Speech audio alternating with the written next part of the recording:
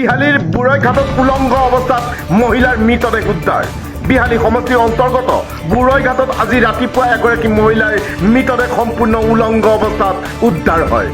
rail লাইনৰ পৰা প্ৰায় 1 কিলোমিটাৰ নাগত অৱস্থাত ওপৰমুৱাকৈ থকা মহিলাৰ দুয়োখন ভৰি কটা অৱস্থাত আছে ওচৰৰ মানুহে সন্দেহ কৰা মতে মহিলাগৰাকীক যৌন নিৰ্যাতন চলাই হত্যা কৰি আত্মহত্যাৰ ৰূপ দিব বিচাৰিছে যিহেতু ভৰি দুখন চকা অস্ত্ৰৰে কটাৰ চিন আছে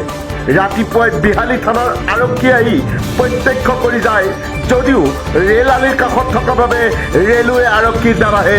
মৰণোত্তৰ পৰীক্ষা কৰোৱা হ'ব বুলি জানিব পৰা গৈছে এতিয়ালৈকে মৃতদেহৰ চিনাক্ত হোৱা নাই 25-26 বছৰীয়া এই মহিলাগৰাকীক লৈ ব্যাপক চাঞ্চল্যৰ সৃষ্টি হৈছে অঞ্চলটোত আৰক্ষীয়ে তদন্ত কৰিলে প্ৰকৃত তথ্য ওলোৱাৰ সম্ভাৱনা আছে news desk report news Assam